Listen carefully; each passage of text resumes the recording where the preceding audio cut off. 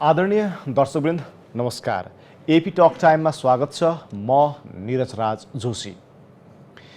नेपाली कांग्रेसको निर्धारित अघिल्लो कार्यतालिका अनुसार काम भएको भए अहिले नेपाली कांग्रेसका नेता तथा कार्यकर्ताहरू महाधिवेशनको चटारोमा लागेका हुन्थे।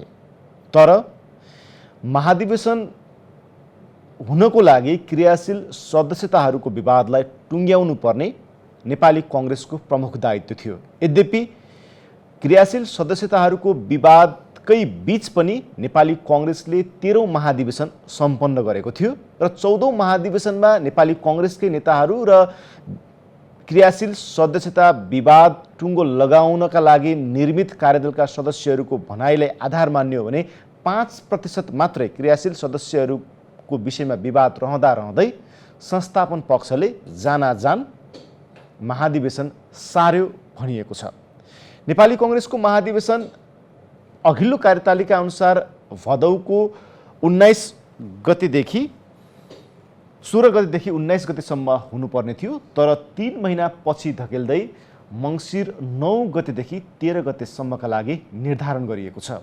यद्यपि भदौको 18 गतेदेखि नेपाली कांग्रेसको ओडा अधिवेशन सुरु हुने बताइएको छ, तर क्रियाशील सदस्यताको विवाद भने अझै टुङ्गो लागेको छैन। नेपाली कांग्रेसले संविधानकोमा रहेका छिद्रहरू र कानुनी छिद्रहरू खोज्दै महाधिवेशन सार्न खोजेको भनेर आलोचना पनि भएको छ। एउटा लोकतान्त्रिक र संविधानको विधि विधान मान्ने पार्टीले कानुनका छिद्रहरू खोज्नु कतिको उपयुक्त हो? आज हामी यिनै विषयसँग सम्बन्धित रहेर नेपाली कांग्रेसका एकजना नेतासँग हामी कुराकानी गर्नेछौँ। उहाँ हुनुहुन्छ नेपाली कांग्रेस अर्घाखाँचीका सभापति विष्णु खनाल। उहाँलाई कार्यक्रममा स्वागत गर्ने अनुमति चाहन्छु। यहाँलाई स्वागत छ। धन्यवाद। महाधिवेशनको चटारमा हुनुपर्ने एकजना कार्यकर्ता महाधिवेशन फेरि हुन्छ कि हुँदैन, या अब निर्धारित मिति जुन मङ्सिरमा सारिएको छ त्यो पनि अन्योलका बीच रहेको भनिरहँदा तपाईँ आफूलाई कसरी व्यस्त बनाउँदैनुहुन्छ? अहिले नेपाली कांग्रेस पार्टीको राष्ट्रिय महाधिवेशन सम्पन्न गरेर हामीले एउटा उत्साहका साथ, नयाँ जोसका साथ, नयाँ विचारका साथ गाउँ तहमा, जिल्ला तहमा, सहर तहमा जानुपर्ने बेला हो यो। तर विभिन्न कारणले पार्टीको नेतृत्वले, पार्टीको कार्यसमितिले तोकेको समयमा अध्ययन सम्पन्न गर्न सकेन। नेपाली कांग्रेस पार्टी आफैमा एउटा अभियान हो।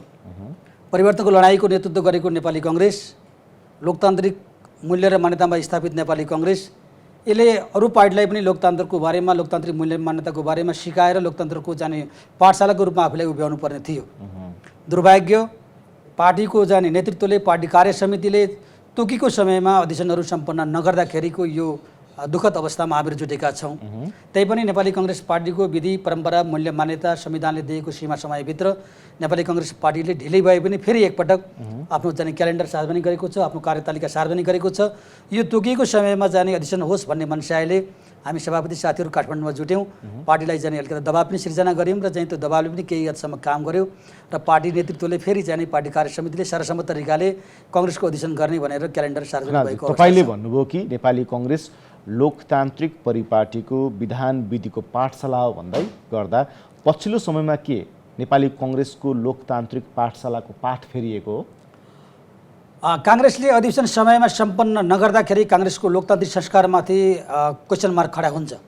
नेपाली कांग्रेस पार्टी आफैमा जीवन्त पार्टी हो। परिवर्तनको लडाईँको नेतृत्व गरेको पार्टीले आफ्नो समय सीमाभित्र, आफ्नो जाने विधानभित्र, मुलुकको संविधानले दिएको चाहिँ समय सीमाभित्र आफ्नो अधिवेशन सम्पन्न गर्न नसक्ने हो भने हामीमाथि जाने वैधानिक र नैतिक प्रश्न खडा हुन्छ। अब मैले यो भनिरहँदा प्रश्न तपाईँहरूमाथि खडा हुन्छ होइन कि खडा भइसक्यो भनेर बुझ्नु न? निरजी, तपाईँले भने जस्तै खडा पनि भइसक्यो, तर चाहिँ के चाहिँ परिस्थिति हो भन्दाखेरि अलिकता जाने केन्द्रीय नेतृत्वले समय लम्बाउनु पर्छ है, केही समय भने एकाध वर्ष भने हामीले यो किन चाहिँ अवसर गुमाउने भन्ने एउटा मनसायले पनि तोकिएको समयमा अध्ययन सम्पन्न हुन सकेन। नेपाली कांग्रेसको विधानमा 4 वर्ष कांग्रेसका सबै जाने कार्य समितिको अवधि, पदाधिकारीहरूको अवधि 4 वर्ष सीमा तोकेको हुन्छ। त्यस्तो समस्या आइलाग्यो भने, केही जटिलता आयो भनेदेखि 1 वर्ष त्यसले थप्न सक्छ। त्यतिखेर पनि हामीले अधिवेशन सम्पन्न गर्न नसके नेपालको संविधानमा चाहिँ टेकेर त्यो संविधानको आधारलाई मानेर हामीले 6 महिना फेरि त्यही समय सीमा थप गरेर त्यो भित्र अधिवेशन सम्पन्न गर्नुपर्ने थियो। तर त्यो सबै समय सीमाभित्र हामीले कामहरू गर्न सकेनौँ। पछि त जाने कोभिडको पनि समस्या देखियो, देशव्यापी रूपमा कोभिडको चाहिँ भयावह स्थिति जाने सिर्जना भयो, धेरै मान्छेहरूको ज्यान गयो, त्यो कारणले पनि हामीले गर्न सकिएन। तर पहिला कुनै समस्या थिएन, 4 वर्षको समय सीमा सकिँदाखेरि मुलुकमा कोभिड पनि थिएन, अरू समस्या पनि थिएन। त्यो बेला हामीले अहिलेसम्मको कार्यक्रम अगाडि सार्नुपर्ने थियो पार्टीले, तर त्यतिखेर सारेन। नेताहरूमा के देखियो भन्दाखेरि नेतृत्वमा के सोच भयो भन्दाखेरि किन हामीले समयमा गर्ने, 1 वर्ष थप्न पाइन्छ, 1.5 वर्ष थप्न पाइन्छ, हिजोको नेतृत्वले थपेको हामीले किन गर्ने भन्ने चाहिँ त्यो कुत्सित मनसाले त्यो बेला अध्ययन नगर्दाखेरि चाहिँ अहिले यो समस्या आयो। अनि तपाईँले भने जस्तै काङ्ग्रेस पार्टीको वैधानिकतामाथि प्रश्न उठिसकेको छ। स्वार्थ मिल्दाखेरि तपाईँहरूलाई पार्टीको वैधानिकताको विषय पनि प्रमुख हुँदैन, पार्टीको नेता तल्लो तहका कार्यकर्ताहरूको भविष्यको विषय पनि महत्त्वपूर्ण हुँदैन। जब विषय मिल्दैन, स्वार्थ बाजिन्छ, त्यतिखेर मात्र यो वैधानिकताका कुराहरू, पार्टीको विधि विधानका कुराहरू अगाडि आउँछ होइन? निरजी, तपाईँले भने जस्तै कतिपय सन्दर्भमा पार्टीको नेतृत्व र नेतृत्वमा रहेका आदरणीय नेताहरूले भागभण्डाको आधारमा कामहरू गर्ने, आफ्नो इन्ट्रेस्टमा कामहरू गर्ने, आफ्नो गुटवुटमा कामहरू गरेका कारणले मिडियाका साथीहरूले यो प्रश्न उठाउने गर्नुभएको छ। त्यो सत्य त अनुकूल मिल्दाखेरि सत्य कुराहरू, त्यो सत्य त हो नि, मिडियाका साथीहरूले प्रश्न उठाउनु भएको छ मात्र होइन कि केही हदसम्म त्यसमा जाने आधारित प्रश्नहरू म आउँछु नि रजी, त्यो विषयमा पनि म आउँछु। केही हदसम्म त्यसमा सत्यता छ। आफूलाई अनुकूल पर्दा, आफूलाई भागभण्डा मिल्दाखेरि चाहिँ विधि पनि नचाहिने, प्रक्रिया पनि नचाहिने, कानुन पनि नचाहिने, पार्टीको विधान पनि नचाहिने, आफूलाई अनुकूल नपर्दाखेरि, प्रतिकूल पर्दाखेरि फेरि सभापति चाहिने, विधान चाहिने, यो पनि एक खालको संस्कार काङ्ग्रेस पार्टीमा देखियो, यसका नेताहरूमा देखियो। तर हामीले त्यस्तो गर्न खोजे होइन। हामीले चाहेको, हामीले खोजेको काङ्ग्रेस के हो भने जो गाउँमा बसेको छ, दूरदराजमा बसेको छ, जनताको सेवामा जो खटेको छ, अथवा आम जनताले चाहेको कुरा के हो भने नेपाली काङ्ग्रेस पार्टी आफैमा एउटा अभियान हो, आफैबाट जीवन्त चाहिँ इतिहास हो।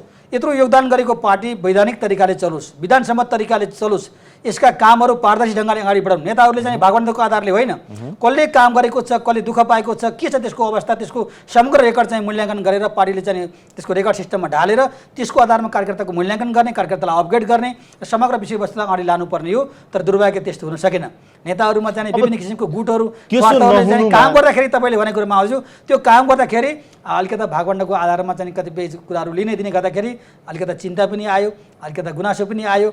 पार्टीलाई समस्या पर्दाखेरि चाहिँ विधि कुराहरू खोज्ने, सभापतिहरूलाई खोज्ने अथवा वैधानिक कुराहरू उठाउने, आफूलाई अनुकूल पर्दाखेरि फेरि भागवण्डामा जाने, त्यो पनि केही हदसम्म कारक चाहिँ बन्यो। त्यसो नहुनुको कारक तल्लो कमिटीमा रहेका तपाईँहरू जस्तो जिल्लाको नेतृत्व गरिरहनुभएका नेता कार्यकर्ताहरू कतिको जिम्मेवार हुनुहुन्छ? नेतृत्वलाई खबरदारी गर्न नसक्ने, नेपाली काङ्ग्रेस पार्टीलाई विधिसम्मत तरिकाले सञ्चालन गर्न नसक्नु, नेपाली काङ्ग्रेसलाई आम जनताले खोजे जस्तो गरी चाहिँ लान नसक्नु या संविधानसम्मत तरिकाले रूपान्तरण गर्न नसक्नुमा केही हदसम्म हाम्रो पनि जिम्मेवारी छ।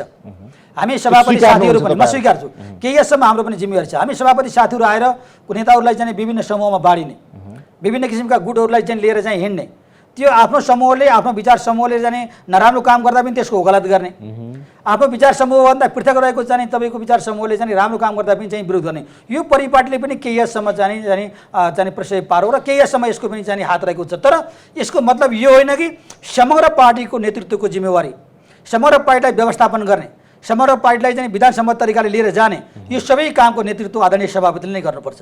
काङ्ग्रेस पार्टी प्रेसिडेन्ट सिस्टममा पनि हो, सभापति नै यसको चाहिँ सर्वेसर्वा हुन्छ, सभापति नै यसको चाहिँ मुख्य चाहिँ कार्यकारी भूमिकामा रहन्छ। त्यसो भएर सभापतिले चाहिँ यी सबै कुराको जसअफसोस लिएर समग्र जाने पार्टीलाई चाहिँ अगाडि लिएर जाने कुरामा सभापतिको भूमिका तपाईँले त्यसो भन्दाखेरि तपाईँ आफै पनि एउटा गुटको भेलाका लागि काठमाडौँ आउनुभएको थियो भनिएको छ नि। फेरि तपाईँहरू आफै त्यो गुटलाई, त्यो पक्षलाई प्रश्रय दिँदै हुनुहुन्छ, यसलाई कसरी बुझ्ने? निरजी, मैले नेपाली काङ्ग्रेस पार्टी विधिसम्मत तरिकाले, प्रक्रियासम्मत तरिकाले चलिरहन्छ भन्दाखेरि हालै चाहिँ पार्टीको वरिष्ठ नेता रामचन्द्र पौडेलले आयोजना गरेको चाहिँ सभापतिहरूको चाहिँ परामर्श बैठकमा, सभापतिहरूको मिटिङमा म काठमाडौँ आएँ।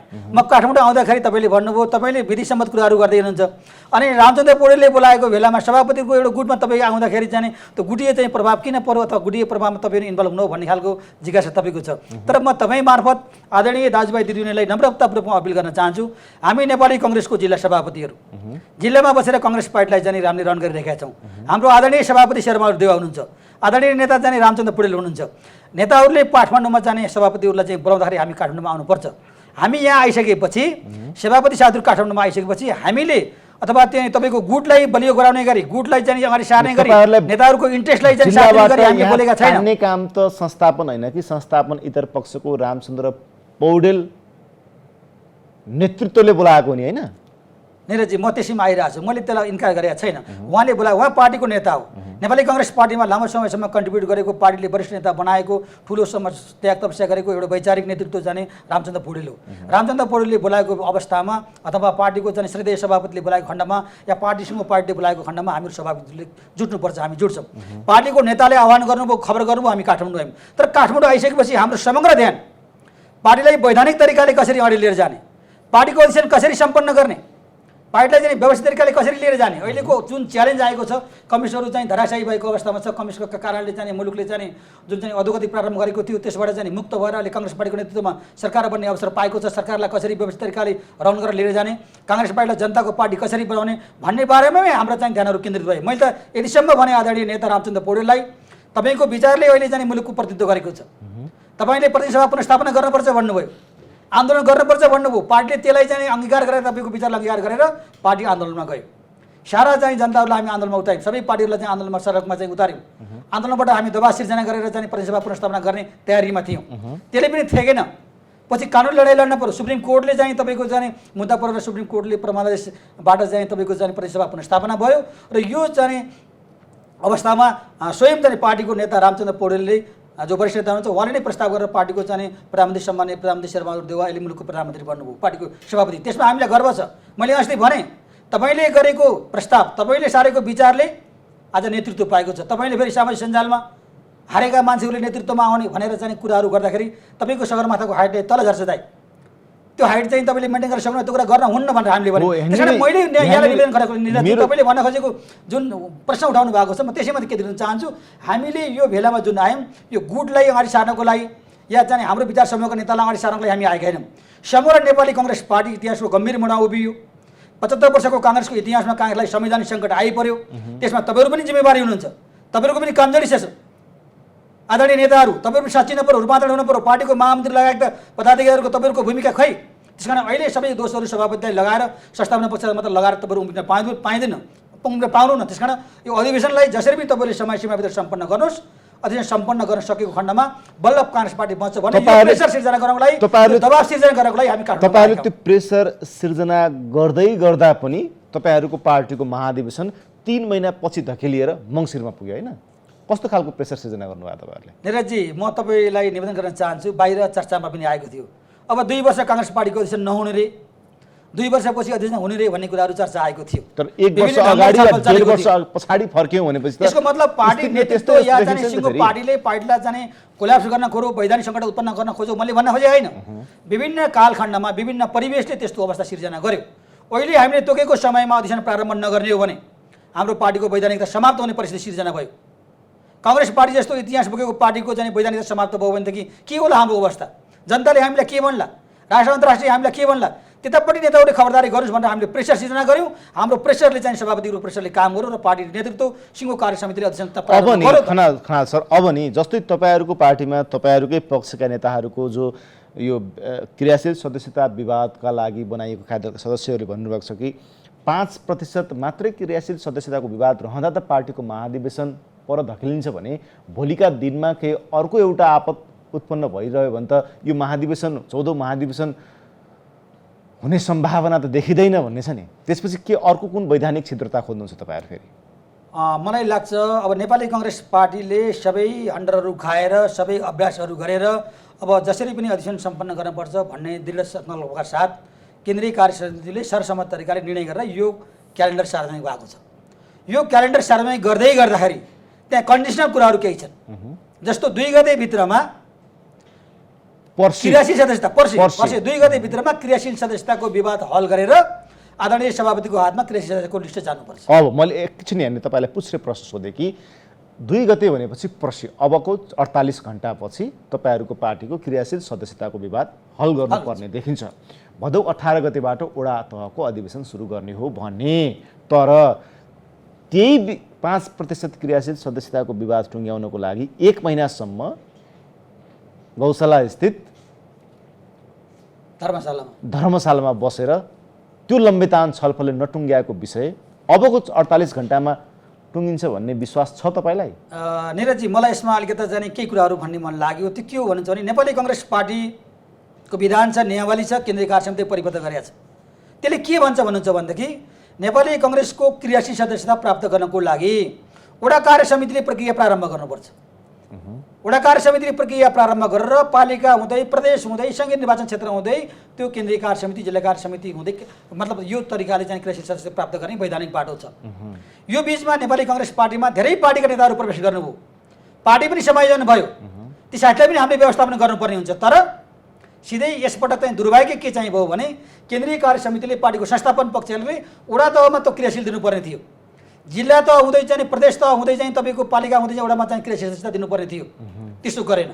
सिधै चाहिँ केन्द्रीय कार्य समितिले आफ्नो अनुकूलका नेताहरूले जो मान्छेलाई चाहिँ तपाईँको पार्टीमा प्रवेश गरायो त्यसलाई 1000 क्रियाशील दिने, त्यसलाई 500 क्रियाशील दिने, त्यसलाई 1500 क्रियाशील दिने, यो तरिकाले जसरी क्रियाशील सदस्य बाँडियो त्यो चाहिँ वडा कार्य समितिले थाहा पाएन, प्रदेश सभापतिले थाहा पाएन, पालिका सभापतिले थाहा पाएन, जिल्ला सभापतिले पनि थाहा पाएन। त्यसमा यो विवाद सिर्जना भयो। यो दुःखद कुरा यस्तो हुन हुन्थेन।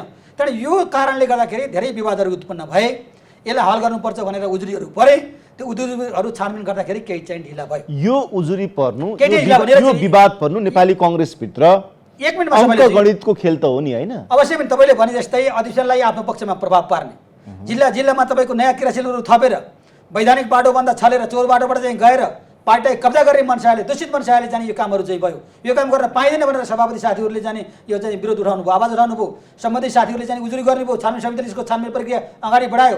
त्यस्तो कामहरू गर्न गलत थियो, यसैमा अपव्याख्या गरियो।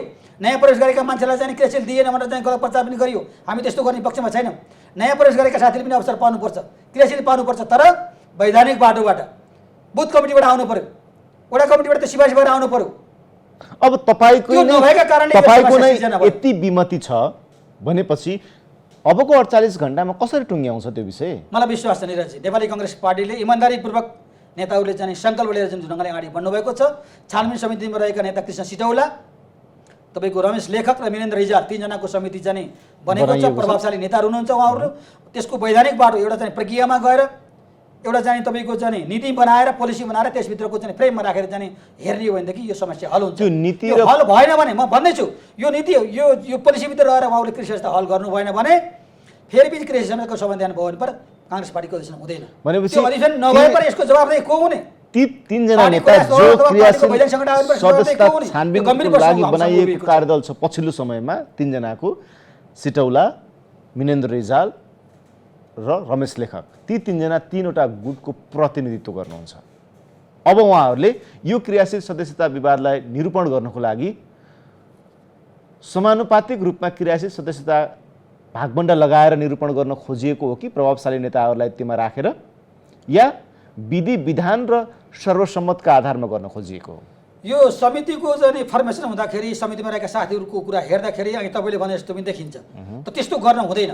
मेरो यसमा स्पष्ट दृष्टिकोण के छ भने त्यसो नगर्ने हो भने तपाईहरुको विवाद टुङ्गिने पनि देखिदैन। फेरि नेपाली त्यस्तो भने टुङ्गाउनु पर्छ। नेपाली कांग्रेस पार्टीको विधान बमोजिम, नेपाली कांग्रेस पार्टीको परिपत्र बमोजिम, नेपाली कांग्रेस पार्टीको नियमावली बमोजिम, जिल्लाबाट जुन प्रक्रिया तरिकाले आएका क्रियाशील सदस्यहरू छन् त्यसको बारेमा नेताहरूले त्यही विधिभित्र रहेर यसलाई हल गर्नुपर्छ। फेरि भागवण्डाको आधारले गर्न हुँदैन। तपाईँले सुन्नुभयो, थाहा पाउनुभयो, आदरणीय सभापतिको जिल्ला डडेलधुरामा चाहिँ कर्ण मल्लले चाहिँ गुनासो गर्नुभयो। मैले वैधानिक तरिकाले सिफारिस गरेर पठाएँ, म कहाँ 500 मान्छे फाइलले 500 मान्छे थपिए हो कि न सत्य कुरो थाहा छैन। त्यसको बारेमा उजुर पऱ्यो, हेर्नु पऱ्यो। कब्रवस्तुमा त्यही समस्या आयो, सिन्धुपाल्चोकमा त्यही समस्या आयो, तराईका तमाम जिल्लाहरूमा त्यो समस्या आयो। त्यसरी त गर्नु भएन नि। वैधानिक तरिकाले तपाईँको चाहिँ विभिन्न समितिहरूबाट पास भएर त्यो सदस्य आउनु पर्यो। त्यसरी नयाँका कृषि सदस्यहरूलाई भागवण्डाको आधारमा टुङ्गाउनु हुँदैन। त्यो नयाँका जो चाहिँ छन् जसले चाहिँ प्राप्त गर्नुभएको छ त्यसलाई चाहिँ थाती राखेर वैधानिक तरिकाले कृषि सदस्यता प्राप्त गर्नको लागि चाहिँ योग्य भएका मान्छेले पाउनुपर्छ। त्यो विधि तरिकाले नभएका मान्छेले पाउनु हुँदैन। त्यसैको आधारमा नेताहरूले यसलाई टुङ्गाउनुपर्छ भन्ने मेरो व्यक्तिगत दृष्टिकोण हो। त्यसरी टुङ्गाउनु भयो भनेदेखि बकाइदाले काङ्ग्रेसको जाने अधिवेशनको जाने बाटो खुल्छ। अब के तोकिएको समयमा हामीले फेरि तपाईँ यो कुरामा भएन, फेरि भागवण्डामा गएर यदि चाहिँ फलानाको विचार समूहको यदि चाहिँ फलाना विचार समूहको मान्छेलाई राखौँ गरौँ भन्ने हो भने त अन्याय हुन्छ। तपाईको मान्छेले पाउँदैन, नपाउने मान्छेले पाउँछ। तपाईँ यो मानेमा उत्पन्न गर्छ। विश्वस्त हुनुहुन्छ कि पछिल्लो कार्यतालिका अनुसार भदौको 18 गते वडा तहको अधिवेशन हुन्छ? त्यो भन्न सक्ने तपाईँलाई त्यो विश्वास छ? अझै तपाईँसँग कुरा गर्दा यो टेलिभिजनलाई जाने आदरणीय जनसमुदायले पार्टीका साथीहरूले हेर्नु भएको छ। म अझै कन्फिडेन्स छैन। जब 2 गते पछि 2 गतेका दिन क्रियाशील सदस्यता टुङ्गिएर बाहिर आयो, त्यो क्रियाशील सदनको बारेमा कतिपय सभापति हेर्न पाउनु भएको छैन। सभापतिहरूले त्यो हेर्न पाउनुपर्छ भन्ने हाम्रो माग छ। हामीले राजनीतिक सन्दर्भमा हाम्रो समस्या छैन, हामीले हेरेका छौँ सबै हामीले सिफारिस तपाईँको जिल्लाको हकमा समस्या छैन, कुनै विवाद छैन। सबभन्दा पहिला देशव्यापी रूपमा पार्टीले तोकेको चाहिँ नीतिभित्र, पार्टीले तोकेको परिधिभित्र महामन्त्रीले तयार गरेको फर्मेटमा क्रियाशील सदस्य बुझाउने जिल्ला राखाचियो। कोभिडको महामारी थियो, त्यस्तो बेलामा पनि हामीले जाने धेरै पहिले क्रियाशील सदस्य लिएर आएर जाने सबभन्दा पहिला क्रियाशील बुझाउने जिल्लाको रूपमा हामी स्थापित भयौँ। इच्छा शक्ति हुने हो भने त काम गर्न सकिँदो रहेछ। अब नि अलिकति महाधिवेशनको समस्या छैन, तर मैले भन्छु क्रियाशील सदस्यता टुङ्गिएन भने 2 गते यो छानबिन समितिले क्रियाशील टुङ्गाएर आदरणीय सभापतिको हातमा क्रियाशीलको चाहिँ नावली गएन र त्यो चाहिँ सार्वजनिक भएन भने फेरि एक्सन हुँदैन, फेरि रोकिन्छ। त्यसले यसको सम्पूर्ण जाने भागीदार, यसको सम्पूर्ण दोषी सिङ्गो पार्टीको केन्द्रीय समिति हुन्छ। यसको चाहिँ सर्तरीय नेता सभापति हुनुहुन्छ, वरिष्ठ नेता यसको जिम्मेवार बन्नुपर्छ। त्यसो हुनाले यो बडो महत्त्वपूर्ण चाहिँ घडीमा हामी उभिएका छौँ। मलाई विश्वास छ त्यस्तो किसिमको अवस्था सिर्जना हुन्न। अब क्रियाशील सदस्य छानबिन समितिले पनि विधिभित्र रहेर पार्टीको विधान बमोजिम नियमावलीमा यो चाहिँ सदस्यता छानबिन गर्छ र चाहिँ 18 गतेबाट हामीले वडा तहको निर्वाचन सम्पन्न गर्छौँ र पार्टी अधिवेशनको अभियानमा अगाडि बढ्छ। अब तपाईँको पार्टीमा महाधिवेशनमा लिएर नयाँ नेतृत्वको विषय निकै छलफल चर्चा हुने गरेको छ, गुटगत भेलाहरू पनि हुने गरेका छन्। यसरी हेर्ने हो भने त करिब 1 दर्जन सभापतिका आकाङ्क्षीहरू देखिन्छन्। तपाईँहरू के चाहनुहुन्छ? हामी चाहन्छौँ नेपाली काङ्ग्रेस पार्टीलाई हाँक्नको लागि, नेपाली काङ्ग्रेस पार्टीको विरासत जोगाउनको लागि, नेपाली काङ्ग्रेस पार्टीलाई विधि र प्रक्रियासँग तरिकाले लिएर जानको लागि नयाँ नेतृत्व जरुरी छ। नयाँ नेतृत्व कस्तो? नयाँ नेतृत्व आउनै पर्छ, वैचारिक नेतृत्व आउनुपर्छ। वैचारिक युवाहरूको पनि प्रतिनिधित्व हुनुपर्छ। तपाईँले व्याख्या गरे जस्तै रामचन्द्र पौडेल नै मैले यो टेलिभिजन मार्फत आम दाजुभाइ दिदीबहिनीले सुन्ने गरी कुनै नेतालाई मात्र अगाडि सार्नुपर्छ, कुनै नेता मात्र ठिक हो अथवा कुनै व्यक्ति विशेष ठिक हो, व्यक्ति ठिक होइन भन्ने खालले भने पर त्यो अन्याय हुन्छ। म त्यसरी भन्न चाहन्न। यति मात्र भन्छु र सत्य कुरा पनि त्यही हो, अहिलेको नेतृत्व कामयाब भएन। सोचे जस्तो तरिकाले पार्टीलाई चाहिँ रन गराउन सकेन, चाहे जस्तो काङ्ग्रेस निर्माण गर्न सकेन, चाहे जस्तो काङ्ग्रेसलाई गति दिन सकेन। त्यसकारण अबको नेतृत्व सशक्त, वैचारिक, प्रभावशाली हुनुपर्छ। आम युवाहरूलाई पनि त्यसमा चाहिँ समावेश गराएर पार्टीको वैचारिक चाहिँ दृष्टिकोणलाई पनि अगाडि सारेर जनताले चाहे जस्तो काङ्ग्रेस निर्माण गर्नुपर्छ। त्यसको लागि चाहिँ विभिन्न तहका नेताहरू अगाडि आउनुभएको छ, विचार समूहहरूले चाहिँ त्यो ढङ्गले सारेका छन्। त्यही ढङ्गले हामीले पनि चाहिँ बहस गर्छौँ। राम्रो चाहिँ विचार जसले लिएर आउँछ, राम्रो नेतृत्व जसले प्रदान गर्न सक्छ, त्यसमा पक्षमा हामी उभिन्छौँ। भनेपछि तपाईँले प्रष्ट रूपमा भन्नुभयो कि अहिलेको नेतृत्व जो सभापति हुनुहुन्छ शेरबहादुर देउवा, प्रधानमन्त्री पनि हुनुहुन्छ, उहाँले नेपाली काङ्ग्रेसको रूपमा रूपान्तरण गर्न सक्नु भएन, नेपाली काङ्ग्रेसलाई भविष्यदर्शी बनाउन सक्नु भएन र वर्तमान रूपमा पनि त्यति सशक्त बनाउन सक्नु भएन। त्यसैले उहाँले नेतृत्वमा दाबी गर्नु वाञ्छनीय हुँदैन भन्ने तपाईँहरूको निष्कर्ष हो? होइन, निष्कर्ष त्यस्तो त्यसरी पनि हामीले बुझ्नु हुँदैन। सभापतिले गर्नु भएन, अरूले गर्नुभयो भन्ने खालको निष्कर्ष पनि होइन। यति मात्र कुरा हो, पार्टीको नेतृत्व भन्दा बित्तिकै स्वभावैले जाने सभापति पर्नुहुन्छ, त्यसका जाने वरिष्ठ नेता पर्नुहुन्छ, त्यसको महामन्त्री पर्नुहुन्छ, त्यसको जाने वर्किङ कमिटी गरेका साथीहरू चाहिँ पर्नुहुन्छ। त्यसकारण मैले एउटा सभापतिलाई मात्र इङ्गित गर्न खोजेँ होइन।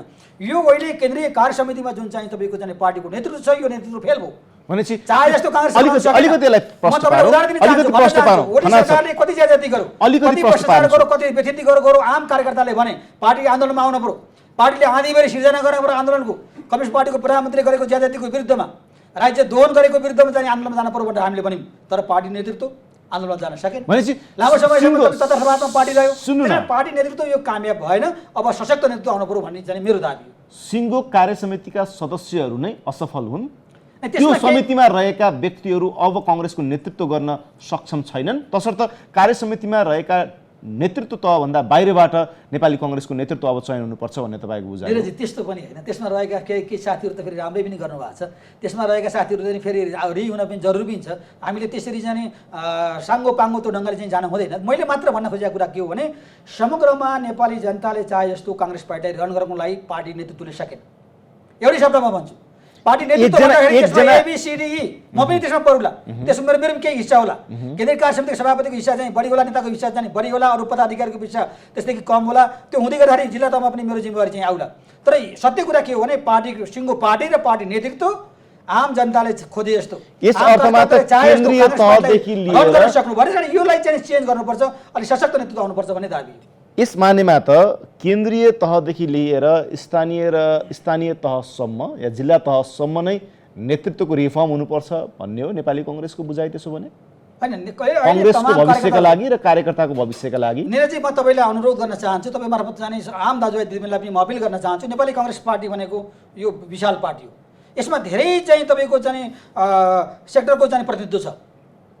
के अरे राणाहरूलाई फाल्ने, पञ्चायतलाई फाल्ने त्यो नेतृत्व पनि छ, त्यो उमेर समूहको नेताहरू पनि हुनुहुन्छ।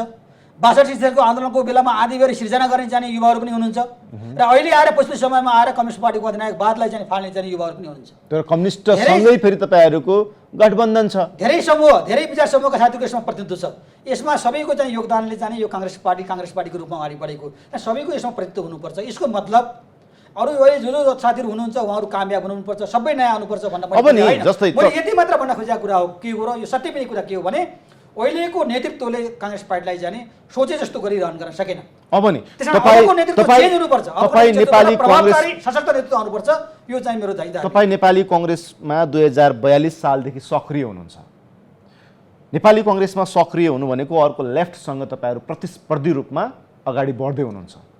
तर तपाईँको पार्टी अहिले हिजो जससँग तपाईँहरूले स्थानीय तहमा जुझ्नुभयो, जसबाट बस्नको लागि तपाईँहरू सदरमुकाममा आउनुभयो, राजधानीमा बस्नुभयो, आज त्यसै शक्तिसँग तपाईँहरूको गठबन्धन छ। तपाईँहरू भन्दै हुनुहुन्छ कि कम्युनिस्टहरूले अप्ठ्यारो बनाए र त्यो धुलिसात पार्न नेपाली कांग्रेस सकेन भनिरहँदा अहिले बनेको गठबन्धनलाई कसरी हेर्नुहुन्छ? बडा महत्त्वपूर्ण प्रश्न यहाँले उठाउनु भयो, म यहाँलाई धन्यवाद दिन चाहन्छु। म त्यसमा जान खोजेको थिएँ, छोटोमा समय कति छ, जाउँ कि नजाउँ भन्ने मनस्थितिमा म दुविधामा थिएँ। कुरो उठाउनु भयो, म तपाईँलाई फेरि पनि धन्यवाद दिन चाहन्छु। नेपाली कांग्रेस पार्टीले खोजेको, नेपाली कांग्रेस पार्टीले चाहेको भनेको लोकतान्त्रिक विचार हो। सबै कम्युनिस्ट पार्टीहरूलाई पनि लोकतन्त्रमा रूपान्तरण गरेर जनताबाट निर्वाचित प्रक्रियालाई अगाडि लिएर जाने, पार्लियामेन्ट्री संसदीय व्यवस्थालाई अंगीकार गर्ने। उहाँले जनवादी क्रान्ति गर्छु भन्नुभयो, जनवाद हाम्रो आदर्श हो भन्नुभयो, मार्क्सवाद लेनिनवादलाई चाहिँ आफ्नो चाहिँ तपाईँको मूल आदर्शको रूपमा सार्नुभयो। हामीले त्यसलाई मानेनौँ, यो बेठिक छ। यसले जनताको आवाजलाई प्रतिनिधित्व गर्दैन। तपाईँहरूको कम्युनिजमले जनताको आवाजलाई प्रतिनिधित्व गर्दैन। त्यसमा चाहिँ लोकतान्त्रिक प्रक्रिया, जनतालाई मालिक बनाउने, जनतालाई सम्पन्न बनाउने अभियान भनेको कांग्रेसको अभियान हो, लोकतान्त्रिक विचार हो। बहुलवादमा तपाईँ विश्वास गरेर आउनुपर्छ भन्ने चाहिँ हाम्रो राजनीतिक विचार हो। त्यो कम्युनिस्टमा विभिन्न ढङ्गले चिरा भएका, कम्युनिस्टमा नेतृत्व गरेका, एकलवादमा विश्वास गर्ने कम्युनिस्ट पार्टीका साथीहरूलाई कांग्रेस पार्टीको नेतृत्वमा रूपान्तरण गरेर हामीले यो प्रक्रियामा लिएर आयौँ। त्यसमा हामीलाई प्राउड छ, गर्व छ। त्यही भएर हामी कांग्रेसमा चाहिँ हामीले चाहिँ गर्वले हाम्रो शिर ठाडो बनाउँछौँ। तपाईँहरू हाम्रो छाती चाहिँ फुलिन्छ गर्वले। म यसैमा आउँदैछु। तर हिजोको दिनहरूमा कम्युनिस्ट पार्टीका मान्छेहरूले ज्याजती गरे, कांग्रेस पार्टीका मान्छेलाई मार्ने कामहरू पनि गरे, ध्वंसहरू पनि गरे, आतङ्क मचाए, तोडफोड गरे, आगजनी गरे। त्यो समूहलाई चाहिँ हामीले रूपान्तरण गरेर यो विचारले मुलुकको प्रगति गर्न सक्दैन, तिमीहरू आऊ भनेर धेरै ठुलो सेतीबिहरू पनि कांग्रेस पार्टी त्यसलाई रूपान्तरण गरेर लोकतान्त्रिक प्रक्रियामा सामेल बनायो। त्यसमा हामीलाई हिँड्दा छैन, हामीलाई गर्व छ। त्यही भएर अहिले सारा कम्युनिस्ट पार्टीहरू हेर्नुहोस् त, कुन चाहिँ कम्युनिस्ट पार्टीले मार्क्सवाद लेनिनवाद माओवादलाई लिएर अगाडि सारेको छ? सबै कम्युनिस्ट पार्टीहरूले चाहिँ त्यो विचारलाई तिलाञ्जली दिएर लोकतान्त्रिक विचारमा आबद्ध भएर, लोकतान्त्रिक विचारमा गोलबद्ध भएर जनतालाई मालिक भनेर त्यो त उनीहरूको बाहिरी कुरा भयो। तर उहाँहरूको दस्तावेजमा अहिले पनि मार्क्सवाद लेनिनवाद माओवाद नै छ। पार्टीले सबभन्दा पहिलो कुरा नेपाली कांग्रेस भन्दा पनि देश ठुलो, देश रहेपर कांग्रेस रहन्छ। देशको लागि चाहिँ सबभन्दा मुख्य कुरा देश, राष्ट्रियता हाम्रो मुख्य कुराकानी हो। त्यसपछि एउटा हाम्रो विचार हुन् भन्ने मनसायले देश अप्ठ्यारो परेको बेलामा, नेपालको संविधान धरापमा परेको बेलामा, नेपालको लोकतान्त्रिक प्रक्रिया अप्ठ्यारोमा परेको बेलामा, लोकतान्त्रिक गणतन्त्रलाई चाहिँ कमजोर बनाइएको बेलामा यी कम्युनिस्ट पार्टीहरूलाई पनि साथमा लिएर उनीहरूलाई पनि एकाकार बनाएर हामीहरूले चाहिँ सहकार्य गरेका छौँ। सहकार्य अन्तर्गत हामी अहिले गभर्मेन्ट बनाएका छौँ। गभर्मेन्ट बनाएकामा त्यसमा हामीलाई कुनै हिँड्नतबोध छैन। उहाँहरूलाई रूपान्तरण गरेकामा हामीलाई गर्व छ। कम्युनिस्ट पार्टीको विचारबाट उहाँहरूलाई चाहिँ तपाईँको चाहिँ रूपान्तरण गराएर लोकतान्त्रिक विचारमा आबद्ध गराएकोमा हामीलाई गर्व छ। त्यसैले उहाँहरूलाई पनि रूपान्तरण गर्दै समुन्नत नेपाल निर्माण गर्ने अभियानमा, लोकतन्त्र गणतन्त्र संस्था गर्ने अभियानमा, देशलाई बलियो बनाउने अभियानमा, जनताको समस्यालाई समाधान गर्ने सन्दर्भमा कम्युनिस्ट पार्टीलाई कांग्रेस पार्टीले चाहिँ एकाकार गरेर ल्याइएको छ। त्यसमा हामीलाई गर्व छ, यसमा कुनै हिँड्नतबोध छैन। त्यसमा चाहिँ हामी यो सरकारसँग मतलब एलायन्स गरेर चाहिँ कम्युनिस्ट पार्टीलाई पनि लिएर अगाडि बढेका छौँ। निरजजी, संसदीय प्रणालीमा तपाईँहरू अहिलेको संसदीय प्रणालीलाई अंगीकार गर्नुभएको छ, तर तपाईँकै सत्ता गठबन्धनको अर्को पार्टीले राष्ट्रपतीय प्रणालीमा जानुपर्छ भनिरहेको छ। यसले अप्ठ्यारो बनाउँछ कि बनाउँदैन? यो तर्कलाई सामना गर्नु बेला बेलामा यो नेताहरूको जुन व्यवहार देखिन्छ, पार्टीहरूको जुन व्यवहार देखिन्छ, गन्दा खेल, विधि तरिकाले नजाने, प्रक्रिया तरिकाले नजाने, जबरजस्तवाद जुन देखिन्छ, त्यो कारणले गर्दा संसदीय व्यवस्थाप्रति नै एक खालको चाहिँ वितृष्णा उत्पन्न भएको छ। त्यसले गर्दा विभिन्न अप्सनहरू खोजिएको छ। राष्ट्रपतीय प्रणाली ठिक कि अथवा प्रत्यक्ष निर्वाचित प्रधानमन्त्री संसदीय प्रणालीको नायक हो नि त। मात्र मलाई के लाग्छ भने समग्रमा चाहिँ यही संसदीय व्यवस्था नै उत्तम। यसभित्र रहेका केही विकृतिहरू यसलाई हटाउनुपर्छ, केही यो खराबीहरूलाई चाहिँ हामीले हटाउनुपर्छ। संसदीय व्यवस्थाका अवगुणहरू जुन छन्, जुन पार्लियामेन्टमा देखिन्छ, चाहिँ बेला बेलामा मान्नेहरूलाई चाहिँ किनबेच गर्ने, बाख्राबाट चाहिँ थुनेर राख्नुपर्ने, यो खालको परिस्थिति जुन सिर्जना हुन्छ यसले संसदीय व्यवस्थामा चाहिँ विश्वास राख्ने मान्छेहरूलाई पनि चोट पुर्याउँछ। यस्ता गन्दै खेलहरू चाहिँ हटाउनुपर्छ। तर सर्वोत्तम चाहिँ यो व्यवस्था भनेको यो संसदीय व्यवस्था नै हो, यसको विकल्प हुनुपर्छ जस्तो मलाई लाग्छ। र पनि साझेदारी चाहिँ राष्ट्रपति प्रणालीमा जानुपर्छ भन्नेहरूसँग नै हुन्छ। ठिक छ, स्वाभाविक ढङ्गले त्यो विचारहरू आएका छन्, छलफलहरू भएका छन्। मैले अहिले भने जस्तै फेरि पनि म दोहोऱ्याउन चाहन्छु, मुख्य कुरा भनेको देश हो, राष्ट्रियता हो। देश बचाउनुपर्छ, राष्ट्रियता बनाउनुपर्छ, संविधान बचाउनुपर्छ, लोकतान्त्रिक गणतन्त्र बचाउनुपर्छ। पार्टीहरूसँगलाई पनि हामीले त्यसलाई डोराएर लिएर जानुपर्ने हुन्छ। त्यो त बिपी सँगसँगै सकिया होइन र नेपाली कङ्ग्रेसमा अहिले त्यस्तो छ र? त्यस्तो होइन, त्यस्तो सकिएको होइन। विचार कहिले पनि मर्दैन। बिपी जानुभयो, बिपीको विचारसँग तर्कको लागि मात्रै होला नि त्यो तपाईँहरूको? होइन, म यहाँलाई निवेदन गरौँ, बिपी गौरले कहिले पनि कङ्ग्रेससँग सहकार्य गरेर भन्नु भएन। तर अहिले त्यसैले त भन्दैछु गऱ्यौँ त। फेरि हामीले त्यो समयको आवश्यकता हो, त्यो रूपान्तरण गरेको कुरा त नि राम्रो। म तपाईँले उदाहरण दिन्छु नि, तपाईँको नानी बाबु या मेरो नानी बाबुले कुनै जाने काम समय सकिसकेको छ, ल बाबु राम्रो काम गर, तँलाई स्याबासी छ भने पो हामीले प्रमोट गरियो त, तैँले राम्रो काम किन गरिस् भन्ने होइन नि चाहिँ। कारण बिपीले हिजोको सन्दर्भमा कमिसनसँग सहकार्य गर्न हुन्न भन्नुभयो। उनीहरूको विचारले, उनीहरूको व्यवहारले, उदण्ड स्वभाव चाहिँ उनीहरूले प्रदर्शन गरे। लोकतन्त्रलाई मानेनन्, बहुदललाई मानेनन्। 60 सालको जनसङ्ग्राममा हामी चाहिँ तपाईँको चाहिँ बहुदलको प्रश्नमा प्रचार गऱ्यौँ, कम्युनिस्टले जाने त्यो गरेन। सबै कारणले गर्दाखेरि त्यससँग सहकार्य गर्न हुन्न भन्नुभएको थियो। तर कम्युनिस्ट रूपान्तरण भयो नि, कम्युनिस्टको उमेर रहेन नि, चेन्ज भयो नि। लोकतान्त्रिक प्रक्रियालाई मानेर हामी अब यो चाहिँ कम्युनिजमले मुलुकको प्रगति सम्भव छैन, यसले मार्क्सवाद लेनिनवाद माओवादबाट चाहिँ तपाईँको माओवादीबाट मुलुकको समृद्धि सम्भव छैन, हामी चेन्ज हुन्छौँ, लोकतान्त्रिक प्रक्रियामा आउँछौँ भनेर रूपान्तरण भएर आइसकेपछि त हामी त यसै गर्न पर्यो, हामीले गर्व गर्न पर्यो नि। हस्, मैले तपाईँलाई यहाँनिर रोकेँ। हाम्रो कार्यक्रमको निर्धारित समय सकिएको छ। तपाईँको समय र विचारको लागि धन्यवाद। निरज, म धेरै धेरै धन्यवाद दिन चाहन्छु तपाईँ र प्राविधिक साथीहरूलाई।